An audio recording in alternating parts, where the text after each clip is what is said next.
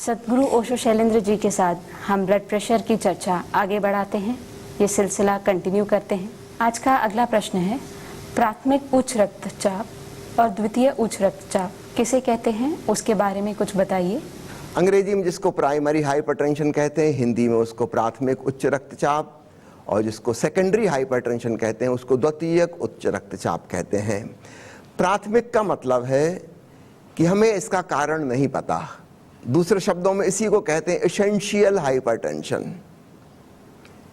इसका हमें कोई विशेष कारण नहीं पता कि ये क्यों हो गया। और सेकेंडरी का मतलब होता है ये किसी अन्य सेकंड चीज की वजह से हुआ, अर्थात प्राइमरी रीजन कुछ और है, उसके परिणाम स्वरूप ब्लड प्रेशर बढ़ा है। अगर प्राइमरी उस रीजन को दूर कर दिया जाए तो सेकेंडरी हाइपरटेंशन ठीक हो सकता है, किंतु अगर सेकेंडरी हाइपरटेंशन भी 6 महीने से अधिक समय तक रहा तो यह करीब करीब एसेंशियल हाइपरटेंशन के इक्विवेलेंट ही हो जाता है। मैं अपना स्वयं का उदाहरण आपको बताऊं। जब मैं 24 साल का था, संयोगवश मेरा ब्लड प्रेशर नापा गया।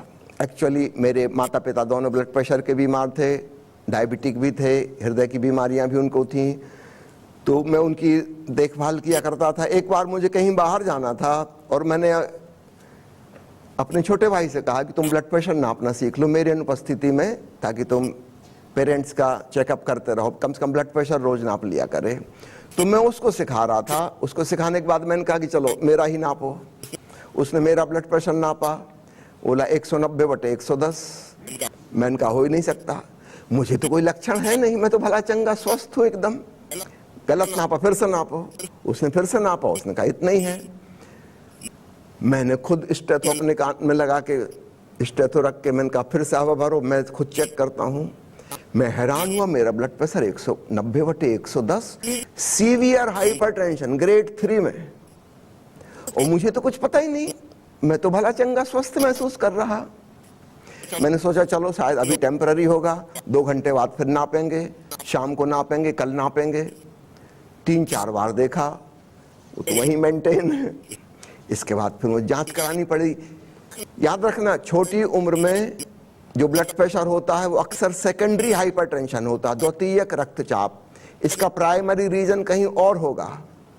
उस जमाने में अल्ट्रासोनोग्राफी नहीं होती थी, MRI नहीं होती थी, CT स्कैन नहीं होती थी। एक्सरे से पता चला कि मेरी लेफ्ट किडनी में करीब 1.5 इंच बड़ा एक स्टोन है और उसने यूरेटर को ब्लॉक कर दिया है और किडनी फूल के इतनी बड़ी से इतनी बड़ी हो गई है। आगे यूरिन बन के जा ही नहीं रही यूरेटर में, ब्लॉक 1.5 इंच का पत्थर। मुझे तो कभी कोई दर्द हुआ नहीं था, मुझे पता नहीं था कि किडनी में कोई खराबी है। इसलिए मैं बार बार जोर दे के कह रहा हूं कि लक्षणों पे मत जाइए, नहीं तो हम चूक जाएंगे, बहुत देर हो जाएगी। अब ये 1.5 इंच का पत्थर बनने में तो 2-3 साल लगे होंगे, और ये ब्लड प्रेशर कम से कम 2-3 साल से रहा होगा, जिसके बारे में मुझे कुछ भी नहीं पता। तब यूरिन टेस्ट कराई, उसमें पाया कि उसमें तो बहुत प्रोटीन्स और ब्लड सेल्स जा रही हैं, मतलब वहाँ पत्थर से ब्लीडिंग भी हो रही है। वो किडनी को इरिटेट करके उसने घाव बना दिए हैं।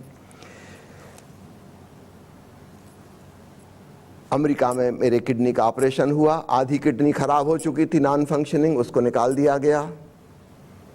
लेकिन चूंकि मुझे 3-4 साल गुजर चुके थे हाई ब्लड प्रेशर रहते हुए, जिसका मुझे पता नहीं था, डॉक्टर होते हुए मुझे नहीं पता, अपना ब्लड प्रेशर कभी नापा ही नहीं, दूसरों के नापने में बिजी थे, कभी ख्याल ही नहीं आया कि बीमारी मुझे हो सकती है। अब प्राइमरी रीजन था किडनी की खराबी, वो किडनी की खराबी दूर भी हो गई, लेकिन चूंकि ब्लड प्रेशर 3-4 साल से मौजूद है, अब वह एसेंशियल या प्राइमरी हाइपरटेंशन के बराबर रूप ले चुका है, अब वो दूर नहीं होगा। मैं करीब 3 साल पहले तक ब्लड प्रेशर की दवाई खाता रहा हूं, 24 साल से लेके 54 साल की उम्र तक 30 साल मैंने दवाई खाई हैं। अभी पिछले 3 सालों में मैंने अपना बहुत वजन घटाया, और पिछले 3 साल से मैं बिना किसी दवाई के ठीक ब्लड प्रेशर की स्थिति में हूँ। ये बहुत बड़ा अचीवमेंट है, दुनिया में बहुत कम ऐसा होता है। तो प्राइमरी और सेकेंडरी आप समझ गए, प्राथमिक और द्वितीयक। प्राथमिक अर्थात जिसका कोई कारण नहीं पता, बस ब्लड प्रेशर है, और द्वितीयक मतलब किसी अन्य कारण से है। वो कारण बहुत सारे हो सकते हैं, उसकी पूरी लिस्ट मैं आपको दिखाऊंगा। आज का अगला प्रश्न है, प्रतिरोधी उच्च रक्तचाप की परिभाषा बताएं और इसके इलाज के बारे में भी कुछ सूचना दीजिए। प्रतिरोधी उच्च रक्तचाप या रेजिस्टेंट हाइपरटेंशन हम उसको कहते हैं जो 3 प्रकार की दवाइयां देने के बावजूद भी ठीक नहीं हो रहा। ब्लड प्रेशर की 6 प्रकार की दवाइयां हैं, उनकी हम बाद में वर्णन करेंगे। अगर हम उनमें से नॉर्मली तो एक दवाई देते हैं, अधिकांश लोगों का ठीक हो जाता है। जिसका एक से नहीं ठीक होता उसको 2 दवाइयां देते हैं, तब भी अगर ठीक ना हो तो 3 दवाइयां देते हैं। अगर 3 वर्गों की भिन्न भिन्न दवाइयों का मिश्रण देने पर भी फुल डोज में किसी का ब्लड प्रेशर नॉर्मल रेंज में नहीं आता, तब उसको प्रतिरोधी रक्तचाप कहा जाता है। यह एक सीरियस कंडीशन होती है, इसका इलाज बहुत मुश्किल होता है, अक्सर तो हॉस्पिटलाइज करके ही इसका इलाज करना पड़ेगा। अगर ये मोटे लोग हैं, इनका वजन कम कराकर ही इनका रक्तचाप भी डाउन किया जा सकेगा। अगर इनके अन्य कॉम्प्लिकेशंस हैं जैसे ट्राइग्लिसराइड या कोलेस्ट्रॉल बढ़े हुए हैं, उनको कम करने की दवाई दी जाएगी। और अन्य कारण खोजने होंगे किन वजह से इनका इतना रक्तचाप बढ़ा है, जो 3 दवाई से भी ठीक नहीं हो रहा। तो रेजिस्टेंट हाइपरटेंशन अर्थात 3 विभिन्न दवाइयां इकट्ठी देने पर भी जब ब्लड प्रेशर कम ना हो, वह गंभीर स्थिति। आज का अगला प्रश्न पूछा है, उच्च रक्तचाप से उत्पन्न संकटकालीन स्थिति में क्या किया जाए। उच्च रक्तचाप से जो संकट उत्पन्न हो सकते हैं, पहले उनको समझ लें। सबसे पहला है किडनी डैमेज। किडनी जो फिल्टर का काम कर रही हैं, खून से छान कर विषैले पदार्थों को पेशाब में भेजती हैं और शरीर के बाहर निकालती हैं। अगर ये फिल्ट्रेशन सिस्टम हमारा खराब हो गया तो विषैले पदार्थ शरीर में रुकने लगेंगे। यूरिया और क्रिएटिनिन जैसे जहरीले पदार्थ खून में बढ़ने लगेंगे और इनके दुष्प्रभाव पड़ेंगे। चूंकि यूरिन बनना कम हो जाएगा, इसलिए शरीर में नमक और पानी की मात्रा बढ़ जाएगी, शरीर में सूजन आने लगेगी। ये सूजन अगर फेफड़ों में आ गई तो सांस फूलने लगेगी, एक इमरजेंसी सिचुएशन आ जाएगी, दमा जैसा अटैक पड़ जाएगा क्योंकि फेफड़ों में भी पानी भर गया। यह पानी अगर हृदय के आसपास की झिल्ली पेरिकार्डियम में भर गया, तब एक बहुत ही गंभीर अवस्था हृदय की उपलब्ध बन जाती है, जिसको पेरिकार्डाइटिस कहते हैं। यह जानलेवा भी साबित हो सकती है।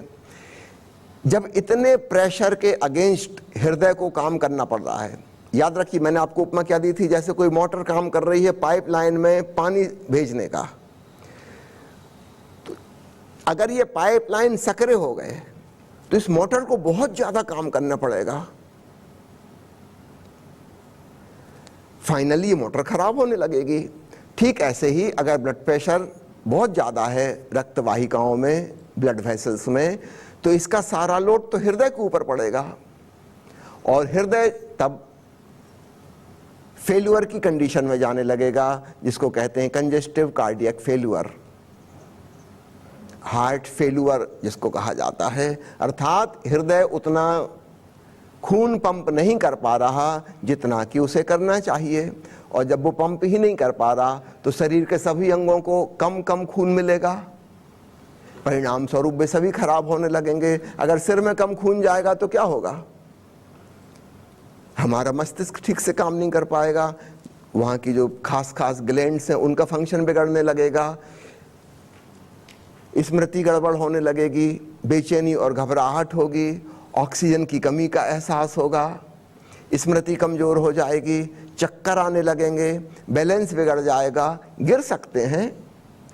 ये प्रेशर इतना ज्यादा है कि खून की नस फट सकती है, सीरियस इमरजेंसी, ब्रेन हिमोरेज हो जाएगा, लकवा लग जाएगा तुरंत। यही खून की नस कहीं हृदय में फट गई तो हार्ट अटैक हो जाएगा, किसी अन्य अंग में भी फट सकती है। एक होती है महाधमनी जिसको एओर्टा बोलते हैं अंग्रेजी में, अगर वो फट गई तब तो इमीडिएट ही डेथ हो जाती, फिर तो बचने का कोई उपाय ही नहीं। तो बहुत सारी इमरजेंसी ब्लड प्रेशर से संबंधित हो सकती हैं। इनमें से कोई भी लक्षण प्रकट होने पर, अगर बहुत सीवियर हेडेक हो रहा हो, जोर से चक्कर आ रहे हों, बड़ी बेचैनी घबराहट लगे, सांस फूल रही हो, कोई कारण आपको समझ में नहीं, अचानक क्या हो गया, सबसे बेस्ट है आप अपने डॉक्टर से संपर्क करें, जल्दी से जल्दी अस्पताल पहुंचें। इन सब चीज़ों का कारण पता लगाना जरूरी है। हो सकता है ब्लड प्रेशर हो सकता है कोई अन्य कारण भी हो, वे कारण का पता लगा के वैसा उचित इलाज किया जाएगा। आज का अगला प्रश्न पूछा है, हाई ब्लड प्रेशर की कॉम्प्लिकेशंस क्या होती हैं? मेरे ख्याल से आपको अभी अंदाज लग ही गया होगा कॉम्प्लिकेशंस क्या क्या होंगे।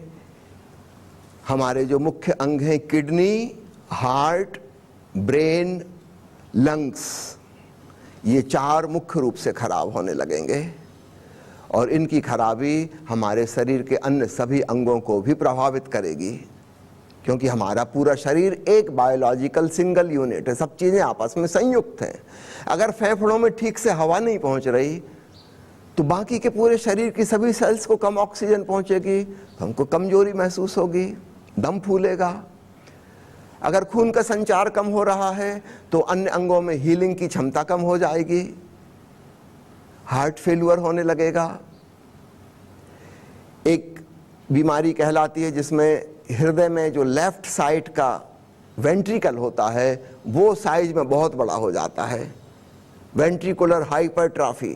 तो साधारण चेस्ट एक्सरे में भी इसका पता लग जाता है और इकोकार्डियोग्राम से भी पता लग जाता है। तो हृदय पर जो सबसे पहला दुष्प्रभाव पड़ता है ब्लड प्रेशर का वो है लेफ्ट वेंट्रिकुलर हाइपरट्रॉफी। ये जो लेफ्ट हृदय के 4 चैम्बर हैं उसमें से एक चैम्बर बहुत बड़ा हो जाएगा साइज में, क्योंकि इसको इतना काम करना पड़ रहा है बेचारे को, और अंततः ये फेल होना शुरू हो जाएगा, डायलेट होना शुरू हो जाएगा। रक्तचाप इतना ज़्यादा, बैक प्रेशर आने लगेगा।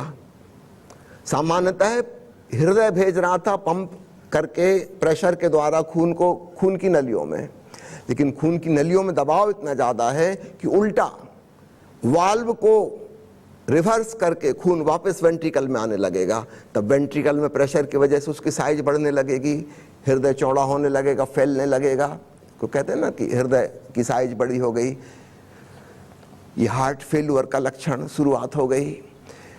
ब्रेन में क्या क्या हो सकता मैं आपको बता ही चुका हूँ, और ठीक इसी प्रकार शरीर के किन्हीं भी अंगों में हो सकता है। समझो पैर की मसल्स में खून जाना कम हो गया तो मांसपेशियां कमजोर हो जाएंगी, उनको ठीक ठीक न्यूट्रिशन ही नहीं मिल रहा, चलने फिरने में तकलीफ होने लगेगी। थोड़ा सा चलेंगे पैर दुखने लगे, बैठ गए आराम मिला, फिर थोड़ा सा चले फिर पैर दुखने लगे। ये लक्षण है कि आपके पैर की मसल्स को ब्लड सप्लाई कम हो गई है। जब आप बैठ गए तब तो पर्याप्त है, लेकिन जैसे ही आप थोड़ा सा चलते हैं खून की काफ़ी कमी हो जाती है, क्योंकि खून की नसें कड़ी हो गई, उनकी इलास्टिसिटी कम हो गई। चलते समय खून की नसों को फैलना था, ज़्यादा खून वहाँ पहुँचाना था, वो पहुँचा ही नहीं पा रही।